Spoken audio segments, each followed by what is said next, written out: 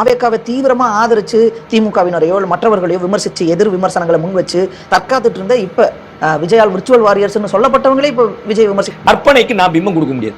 நீங்க ஏங்க குழப்பறீங்க?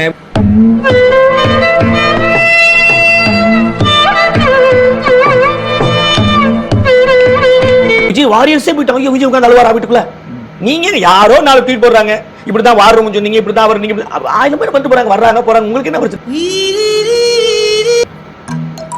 மாட்டிக்கிட்டியா துவச்சகையோட வந்தேன், நீ இப்படித்தான் வாழ்ந்துக்கிட்டு இருக்க. நான் பேஸ் மக்களோட பல்ஸ் அதுல தெரியாது இல்ல.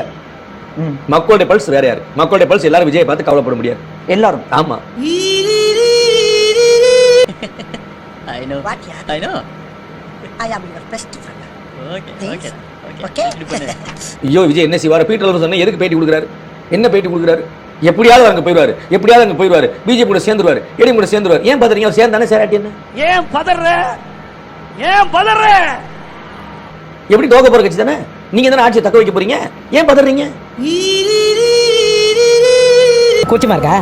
ஃபர்ஸ்ட் அட்டெம்ப்ட் அப்படிதான் இருக்கும், போ ஜாலியா இருக்கும். டேய் பேசாம இருடா பண்ணி முடிஞ்சு வாயா, நானே கடுப்புல இருக்கேன். நீங்க தயவு செய்து ஒரே ஒரு பாயிண்ட் சொல்லுங்க, ஒரு பாயிண்ட். கம்யூனிஸ்ட் கட்சிகளுக்கும் காங்கிரஸுக்கும் கொள்கை உடன்பாடு ஒண்ணு சொல்லு.